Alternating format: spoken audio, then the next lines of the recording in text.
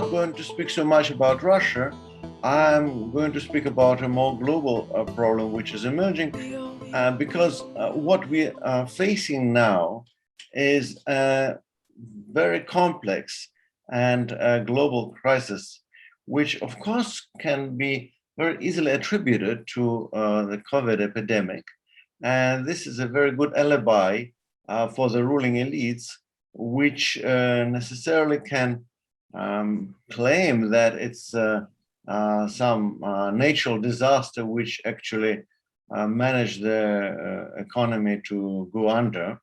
Though, in fact, we know quite a few things which contradict this kind of interpretation, because let's start with the fact that the actual crisis of 2008-2009 was never really overcome. In a certain sense, it was kind of suppressed through enormous influx of public money into the economy, into social sphere, and in many ways into private sector first and foremost, to make it stay afloat. So in that sense, the crisis of 2008 in a certain sense continues and was suppressed or kind of put on pause, as one friend of mine said, so it was never overcome. So in a certain sense, we see all the contradictions which were accumulated through the years of neoliberal counter-reforms around the world, which continue to accumulate and which continue to kind of to haunt the development of whatever country. By the way, here we were already speaking about primitive accumulation, and I agree very much that it's very much about social relations, but it's also very important to point to the fact that not only in the post-communist Eastern European countries, but to some extent, even in Western countries, the accumulation of capital is very often combined with the destruction of fixed assets and the destruction of not just jobs, which is kind of natural for capitalism, but also the destruction of physical capital, which was developed and constructed throughout years and sometimes centuries. And in that sense, we have to understand that capitalism doesn't only accumulate capital, it accumulates its own contradictions, and it accumulates social conflicts which are produced by these contradictions. So unless you're able to make capitalism undergo through some kind of reconstructions, using the terms of Nikolai Kondratiev, or social reforms or whatever, these contradictions lead to an explosion, or at least to something which cannot be just resolved through regular recessions, which happen within the system. And in that sense, the unresolved crisis of 2008, which continues to haunt the world, is actually making things much worse than they were before, and in a certain sense, getting worse and worse time and again.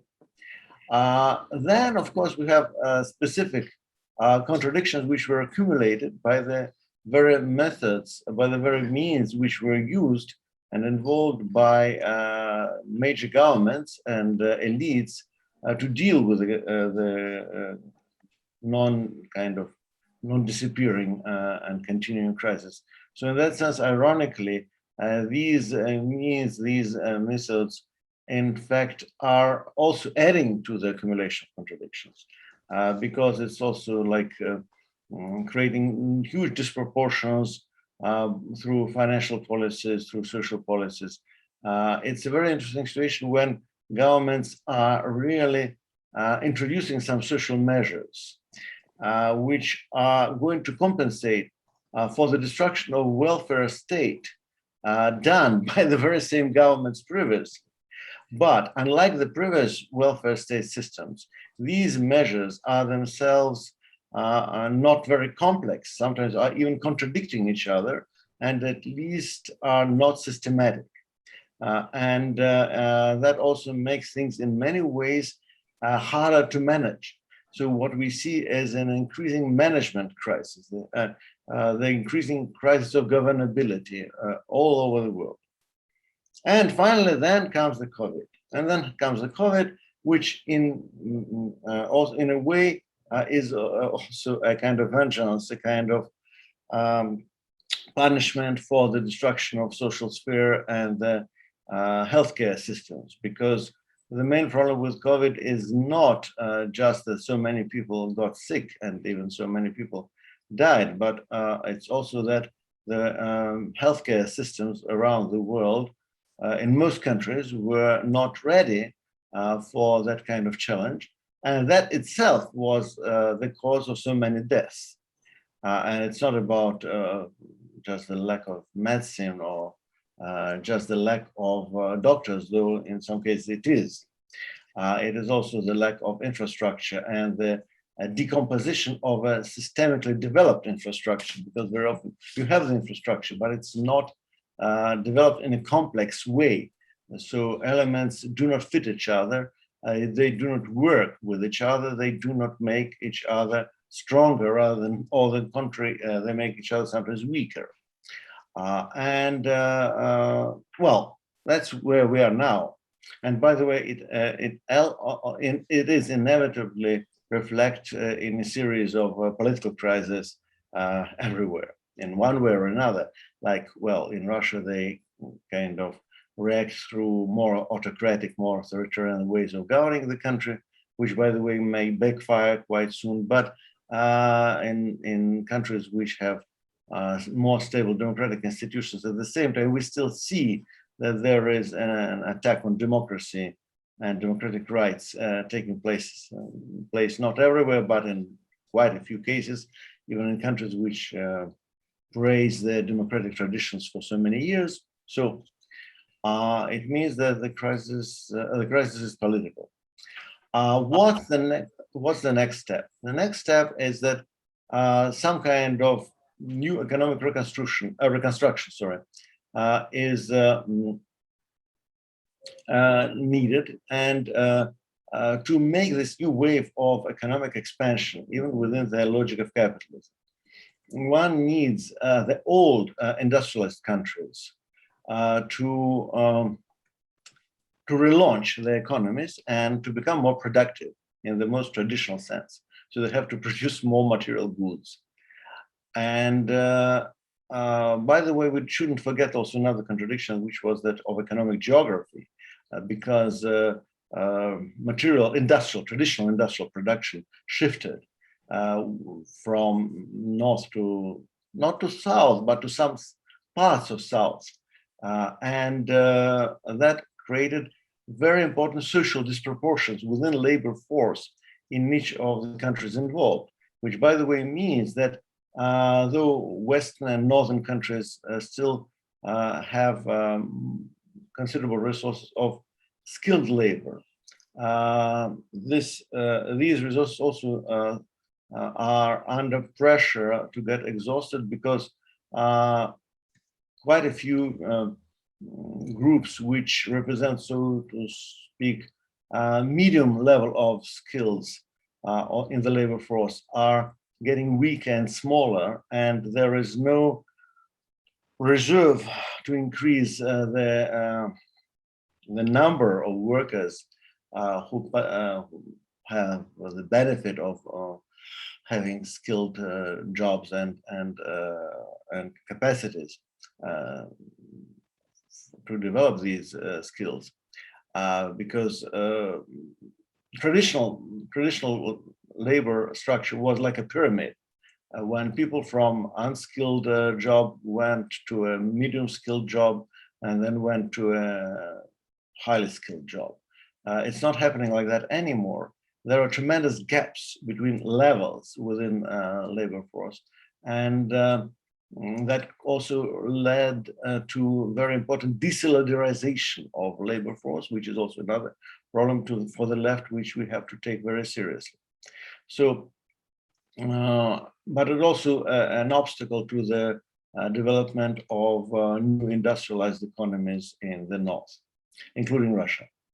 Now quite a few politicians are speaking in terms of new industrial project or reindustrialization project, which is very often presented in the context of Green New Deal, so that we are going to produce more material goods, but we are going to produce them with new environmentally friendly technologies, with information technologies, with robotics, a lot of skilled labor, which is needed to do things in a new way. Now, that all looks very, very good. It looks excellent, but there are quite a few problems here. And of course, the first problem which emerges immediately is, where will we get the money to do all these great things? And then modern monetary theory comes on the front stage and says, well, we have to print money. Well, of course, I'm mocking. It's MMT is not about just printing money. It's much more than that. But the general idea is that yes, monetary expansion can solve the problem, and if we do it correctly, if we do it within certain rules, if we do it within certain logic, well, it's going to solve the problem, and we don't have to go deeper into social reconstruction, because redistribution will happen through monetary expansion. So we just print money, and through printing money, we redistribute resources within the society. So you generate social reform by kind of progressive financial policies, which is also very, very, very nice, but I think it's not going to work this way. By the way, I'm not against MMT, I'm rather in favor of MMT, but it's going to work only in the combination of with a much more radical social and economic reconstruction, and also it's not going to solve class contradictions. So if you're going to address class contradiction and class problems, you have to address them directly and not through financial means, which can be only additional, which can accompany social reconstruction, but not replace it. It's not going to be a substitute for these changes. So, on the contrary, I think that every kind of progressive reformist policy, even if it's going to work, it's going to generate also a new set of problems and contradictions. And that's going to happen both in the north and in the south. We're now going to have a few progressive governments coming back to power in Latin America, for example, like in Peru, in Bolivia, in Argentina. But again, they're going to face all these problems. And there are certain kind of hard things which we have to touch: property regimes, political institutions, social systems, and inequality. And unless we have the courage to address these issues and to understand that we have to undergo through dramatic and often traumatic changes, we are not going to achieve anything. We are going to fail.